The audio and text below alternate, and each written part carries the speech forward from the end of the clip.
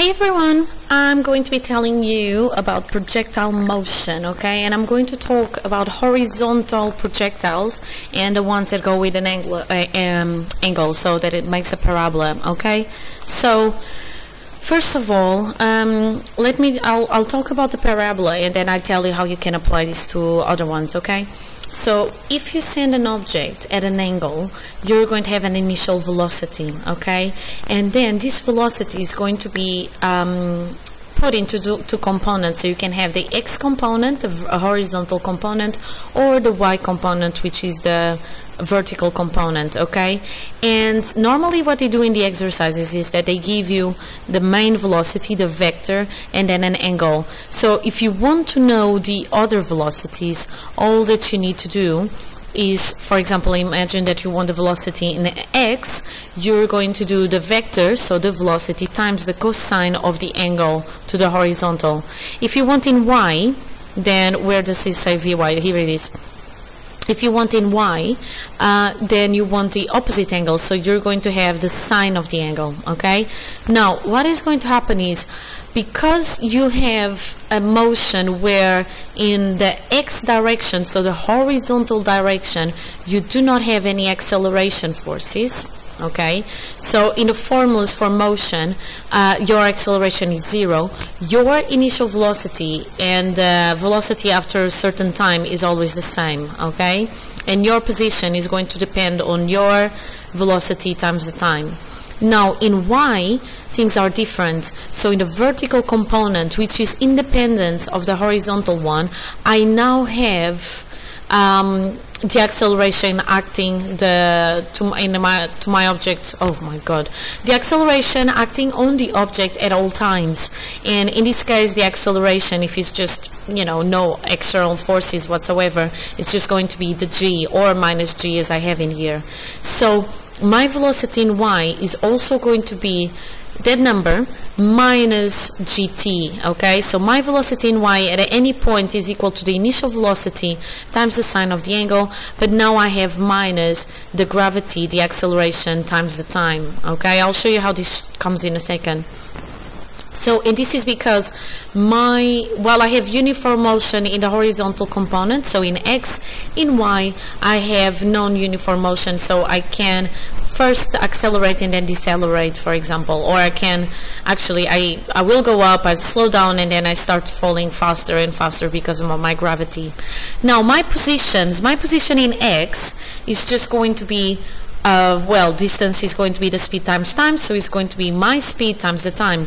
My position in y is going to be the velocity that I had in the beginning in y times the time, okay? So this number is the velocity in y, okay? The v component of y times the time, minus, I'm deciding gravity to be negative, okay, because it's going downwards, and I'm deciding that going up is positive, so that's here a plus, minus 1/2 of the gravity, which is my acceleration, times the time squared.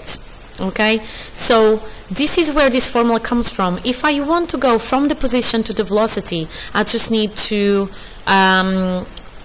is it the derivative that you call, to the derivative of this? So 2 goes there, so I get this t disappears, and then this 2, the squared, goes and multiplies gt, and then here I have 2 minus 1, so it goes gt, and then 2 over 2 is 1, so that's why I get minus gt, okay?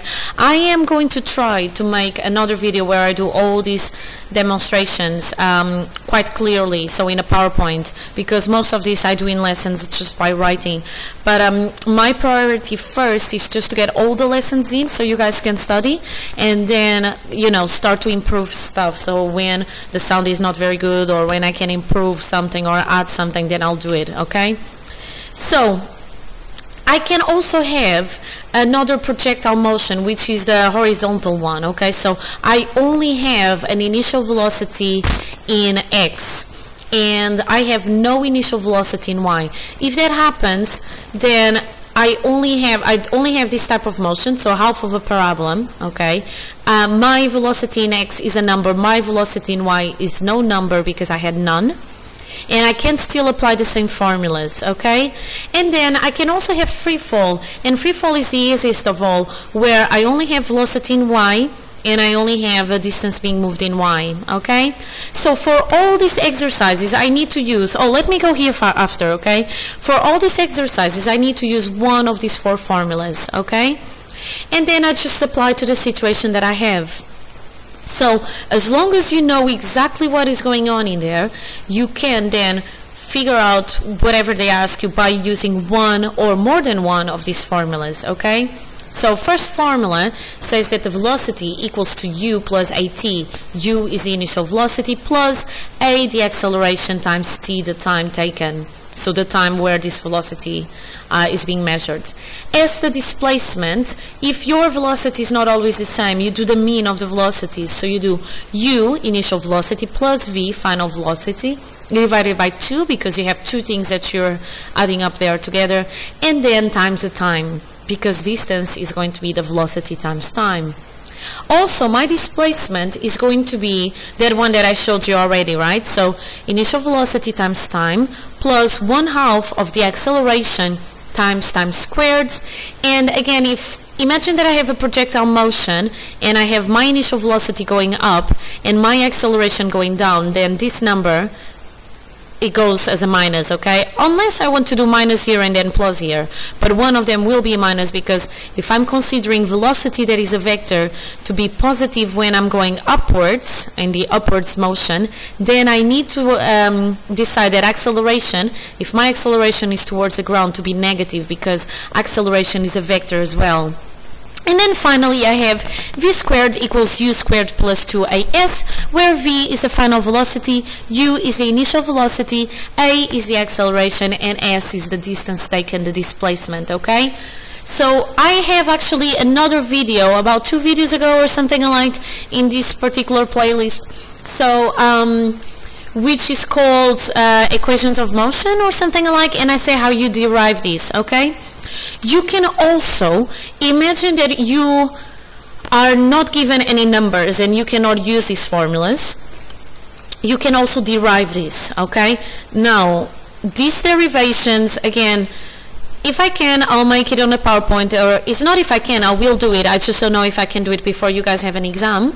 But this is I'm going to tell you here how you get to these formulas, and this is the overall formula, okay? So free fall, the time of fall I get directly from the equations of motion, okay?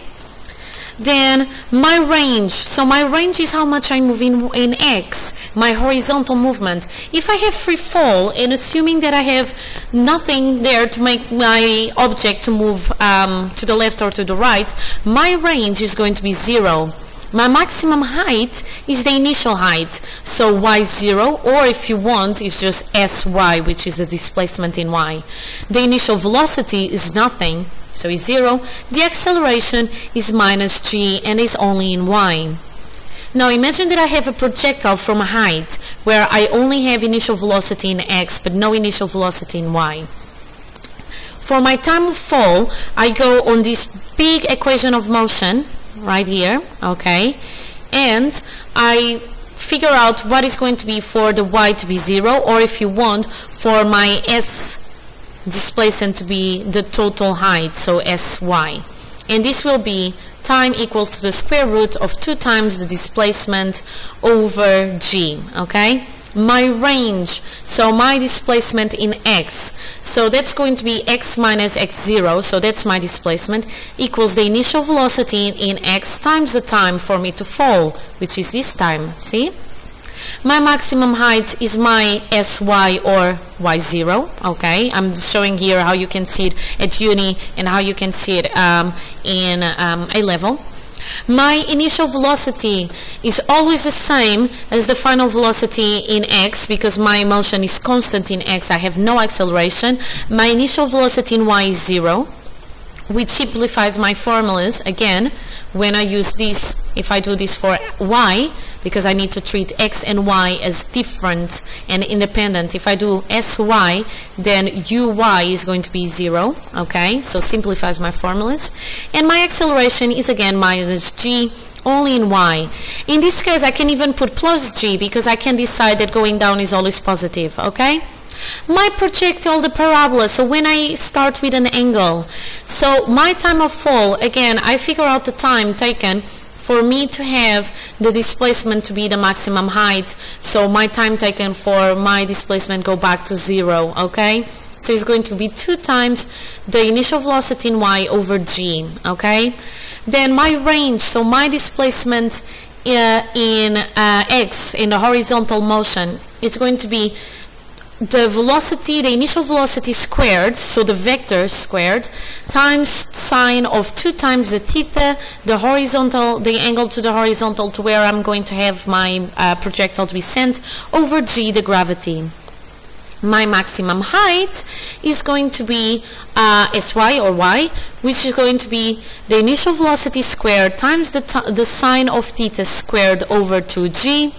My initial velocity is going to be the same as my final velocity for x, because I have no acceleration in the horizontal motion, but for y I need to use that equation of motion, and I get that my velocity in y equals to my initial velocity in y minus the gravity times the time, or the acceleration, okay, times the time, and my acceleration is minus g, okay? So you don't have to do this, okay? You don't have to do this in your questions unless they ask you to derive something, which I saw coming before in exams, but it was, they would give you steps, okay, for you to do them, so you would not do them from scratch. If you were in my lessons, you saw this coming from scratch, and as I told you, I will sooner or later make a PowerPoint of the derivation, because I like to do it on the board. Because you need to know this by heart, so it's better to do it on the board and talk with the class at the same time. But I'll try to make a PowerPoint as soon as I can, and I'll add this to a PowerPoint, okay, and I'll make it a video, of course. Otherwise, you can always use all these 4 formulas, and by the way, hint, always write what they give you in questions. So if they give you Vy, write Vy equals to 4, for example, meters per second. If they give you U, say U is equal to, and decide if it's Ux or Uy, of course, Uy equals 2 meters per second. Time is 4.8 seconds. Always write what you have, and then look at the 4 formulas and see which formulas you can use, or which is the only one you can use. And please, please, please remember, let me go here again, that the vertical and the horizontal components of a projectile motion are independent. Do not mix up values with x with values with y, okay? They are completely independent. You use this you use these formulas here independently, okay? So one formula for x, one for y. They are not the same stuff, okay? So that's all for the motion, okay? So oopsie, that's me. That's all for the motion. So I'm going to stop here. I'll make a playlist for this chapter, and then I'm going to go on something else. I don't know if it's laws of motion or something, but stay tuned and you will see. So bye.